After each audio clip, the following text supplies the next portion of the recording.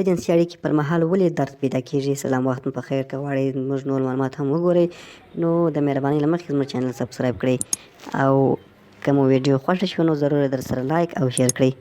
د جنسي رابطې پر مهال د درد احساس هغه بیا ځلې د درد احساس دی چې په نارینه‌وو او ښځو کې د جنسي رابطې او نږدې کېدو څخه وړاندې د جنسي اړیکې پر مهال له جنسي اړیکې وروسته په جنسي آله کې پیدا کېږي او دا ستونزه په ښځو کې تر ډېره بریده شایع ده.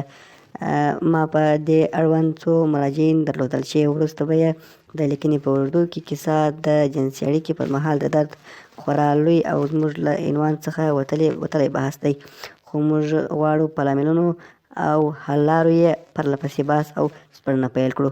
د روغتیا نړیوال سازمان وایي چې د دې اختلال لاملونه په لاندې ډول دي. لومړی، د جنسي اړیکې پر مهال ضربه. دا لامل چې د روغتیا نړیوال سازمان په ګوته کړی په افغانستان کې یې نښې لیدل کېږي، ځکه چې دلته زموږ د ډېرو مراجعینو په وینا جنسي اړیکې سم جنسي تیری دی او دا خبره ډېره ځله ښځو ته له وړاندې هم ډېر وحشتناکه انځورېږي او ډېر نارینه تر اوسه هم د لومړۍ جنسي اړیکې په نازکوالي او احتیاط نه پوهېږي.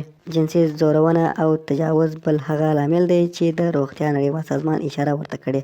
دا خبره په رښتیا هم د جنسي اړیکې پر مهال د ویرې، درد او کرکې لامل ګرځي او موږ وینو چې هره ورځ زموږ په ښارونو او کلیو کې نجونې ځورول کېږي او وخت ناوخت یې په رسنیو کې هم اورو او وینو چې تیری پرې کېږي.